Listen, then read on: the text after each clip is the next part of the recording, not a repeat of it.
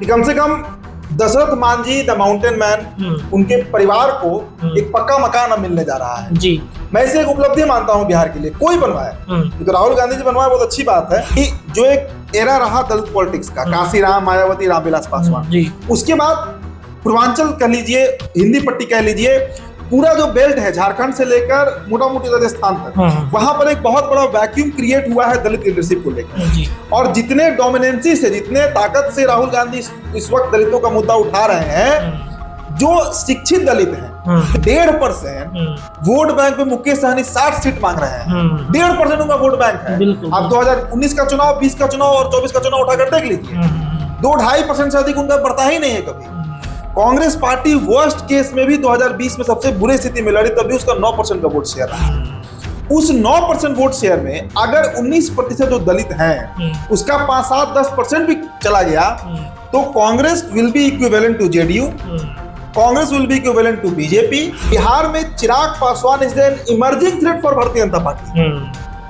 समझिएगा बात। बिल्कुल। अभी चिराग पासवान सिर्फ पासवानों के नेता हैं, 5-6% वोट है, तब इतना बड़ा उनका रोल हो जाता है बिहार में।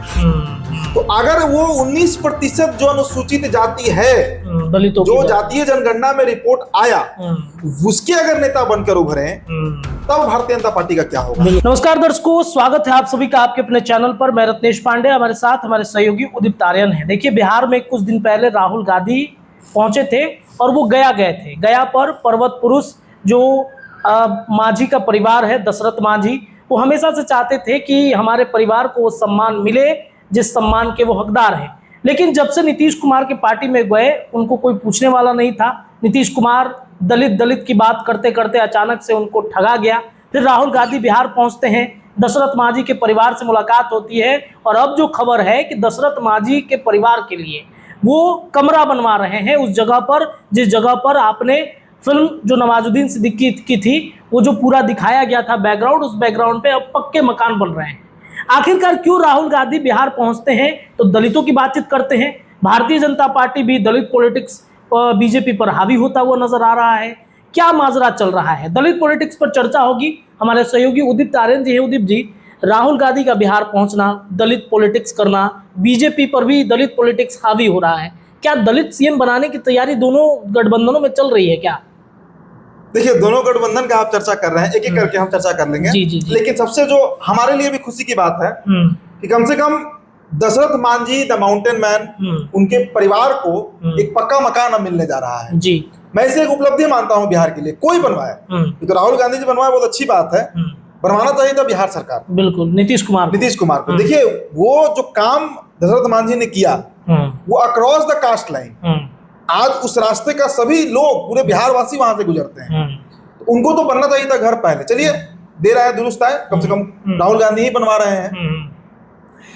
दलित राजनीति की जो आप बात कर रहे हैं रत्नेश, उत्तर प्रदेश में अगर भारतीय जनता पार्टी की भद पिटी लोकसभा चुनाव में 35 सीटें अगर हारी वहां पर भारतीय जनता पार्टी, तो उसके पीछे सबसे बड़ा कारण बना वहां का जाटा वोट, वहां का दलित वोट। और जो वहां से सांसद जीते हैं चंद्रशेखर रावण जी, वो सबसे बड़ा थ्रेट आने वाले समय में भारतीय जनता पार्टी के लिए बनने वाले हैं। देखिए, मायावती और कांशीराम के डिमाइस के बाद, उनके जाने के बाद, मायावती तो भी है लेकिन पॉलिटिकली बहुत अब ना के बाद, मतलब एक्टिव नहीं है, वो एक दौर था, एक एरा था मायावती का जो खत्म हो गया।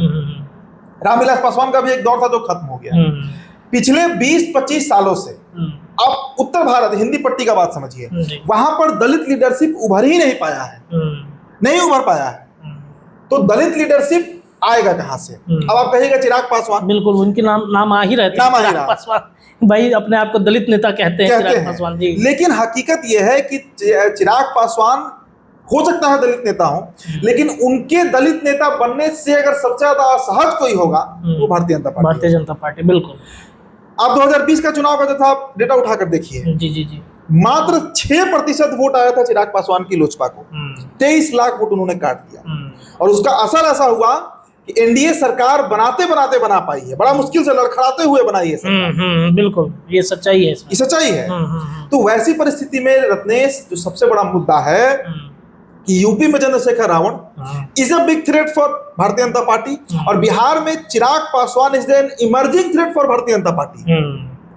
समझिएगा बात। बिल्कुल। अभी चिराग पासवान सिर्फ पासवानों के नेता हैं, 5-6% वोट है, तब इतना बड़ा उनका रोल हो जाता है बिहार में।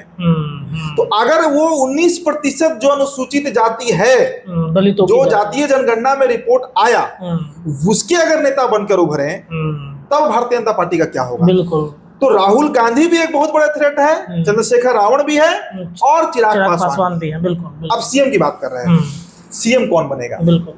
देखिए, किसी को नहीं पता है कि पहले तो सरकार किसका बनेगा, महागठबंधन का बनेगा या एनडीए का बनेगा। एनडीए का बनेगा। लेकिन जो बातें, देखिए भारतीय जनता पार्टी का पहला मूल चरित्र समझिए, वो हमेशा वो राजनीति के पलट राजनीति करता है जो ट्रेडिशनली राज्य में चला आ रहा है। बिल्कुल। आप महाराष्ट्र में देखिए, वहां पर गैर मराठी तो है ही, गैर मराठी कहना ठीक नहीं होगा, लेकिन ओबीसी डोमिनेटेड पॉलिटिक्स महाराष्ट्र में शुरू से रहा।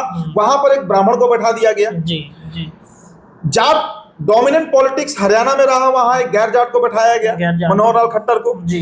झारखंड के निर्माण के बाद से, मतलब 15 नवंबर साल 2000 में जो झारखंड बना, तब से वहां पर सिर्फ आदिवासी पॉलिटिक्स चल रहा था। लेकिन भारतीय जनता पार्टी को मौका मिला तो 11 आदिवासी को बैठाया गया। आदिवासी को बैठाया, बिल्कुल। और कारण क्या है कि जो अब इसका हरजाना भारतीय जनता पार्टी कैसे भुगती है, आप समझिए। राजस्थान में वसुंधरा राजे के साथ क्या हुआ, उन्होंने जो विद्रोह किया, कारण क्या था कि उनके कास्ट के बड़े पॉपुलेशन के वोटर उस राज्य में मौजूद हैं। तो वसुंधरा राजे क्या करने लगी, बीजेपी से बार्गेन करने लगी। अगर अर्जुन मुंडा एक बार सीएम बनी झारखंड के, लास्ट में उनको हटाने के लिए केंद्र में उनको मंत्री में शामिल करना पड़ा। तो बीजेपी कभी उस तरह का नेतृत्व अब उभरने ही नहीं देगी जो उसके लिए फ्यूचर में थ्रेट बने, मतलब कास्ट हावी नहीं होने देगी। तो चर्चा होती है कि सवर्ण को भारतीय जनता पार्टी मुख्यमंत्री बना सकती है, संभावित है, हो सकता है, ये चर्चा है। लेकिन उससे ज्यादा जो उपयुक्त होगा भारतीय जनता पार्टी के लिए, वो एक दलित चेहरा को लाना होगा। अनुसूचित जाति, अनुसूचित जनजाति से एक चेहरा को अगर उभार कर भारतीय जनता पार्टी ले आए तो इसके कई फायदे बीजेपी को मिल सकते हैं। पहला फायदा समझिए, बिहार जैसे स्टेट में जहां पिछले 35 सालों से पिछड़ों की राजनीति और उसके पहले सवर्णों की राजनीति रही, उस राज्य में एक क्लियर कट मैसेज जाएगा और यह मैसेज पूरे देश में प्रिवेल करेगा कि भारतीय जनता पार्टी ने एक अनुसूचित जाति के नेता को देश के सबसे पॉलिटिकली एक्टिव स्टेट का सीएम बनाया।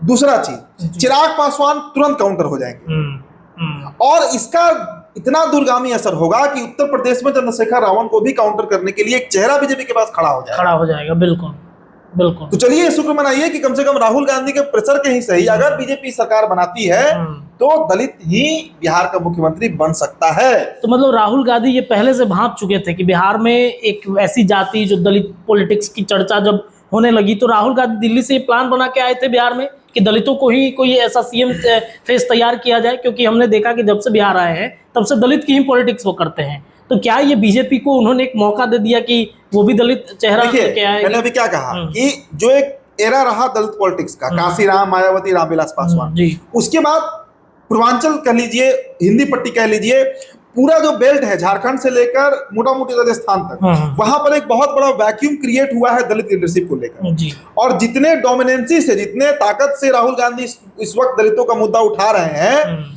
जो शिक्षित दलित हैं, देखिए हर जाति का अलग अलग गुण होता है। सवर्णों में क्या है, भूमिहार राजपूत में क्या है, भूमिहार राजपूत बिहार में या यूपी में अपने नेता उसी को मानते हैं जो बाहुबली है, भले उनके ऊपर हजारों क्रिमिनल रिकॉर्ड हो, लेकिन नेता वही होगा।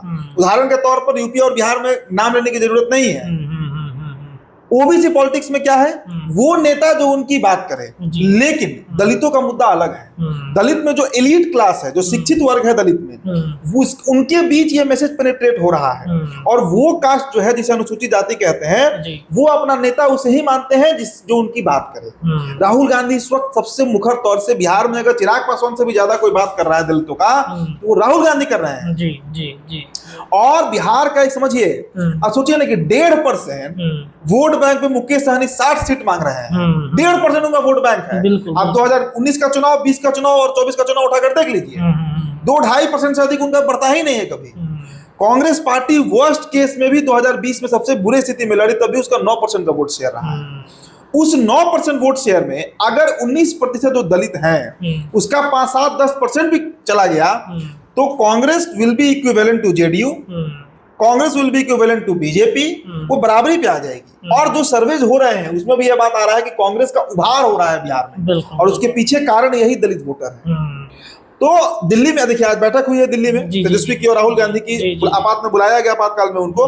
तेजस्वी प्रसाद यादव बिहार में असहज है कांग्रेस को लेकर, 54 सीटें ही कांग्रेस लड़ेगी। देखिए पिछले बार क्या हुआ था, ये आरोप लगता है कांग्रेस पर कि 70 सीटें लड़ी, 19 जीती। हुआ क्या था याद कीजिए, मुकेश सहनी अचानक से पार्टी छोड़कर निकल गए, उपेंद्र कुशवाहा चले गए थे। तो जो रफ सीटें बची हुई थी, नहीं होता है कि मतलब जो एकदम बचा खुदा सीट था, जो जिसमें कोई लड़ने का उम्मीद नहीं था राजद का, वो सीटें कांग्रेस को दे दी गई। वो हारने वाली सीटें थी। लेकिन इस बार कांग्रेस पार्टी ने यह शर्त रखा है कि उन सीटों को चिन्हित किया जाए जो कमजोर सीटें महागठबंधन की, और सभी पार्टियों में वो बराबर बटेगा। वो बराबर बटेगा, ऐसा नहीं कि कांग्रेस अगर 54 सीट पर लड़ेगी तो उसमें 20 सीट आप दे दीजिएगा बचा जो हारने वाला है। वो इस बार कांग्रेस को एक्सेप्टेंस नहीं है, और इसका क्लियर मैसेज दिल्ली से उसी दिन मिल गया जिस दिन कृष्ण लल्लावरू बिहार के प्रभारी बने, अखिलेश सिंह को हटाया। तो ये जो महागठबंधन के अंदर में दलित को लेकर के जो चर्चा, सीएम फेस को लेकर चर्चा है, कांग्रेस तो चाहती है दलित बनाए, तेजस्वी यादव स्वीकार करेंगे कि ये मतलब हम चूंकि अपने आप को सीएम मान के चल रहे कि महागठबंधन के सीएम हम हैं? देखिए तेजस्वी के सामने अभी चौतरफा घिरे हुए हैं तेजस्वी यादव। सबसे तो पहले वो अपने सगे भाई से घिरे हुए हैं, जनशक्ति दल, मैंने कल ही खबर किया था कि अगर तेज प्रताप एनडीए से हाथ मिला लेते हैं सबसे बड़ा तो थ्रेट वहीं पैदा हो जाएगा। इसके अलावा समझिए इस बार ना कांग्रेस झुकने को तैयार है ना वाम झुकने को तैयार है, क्योंकि वाम दल का भी एक अपना वोट बैंक है।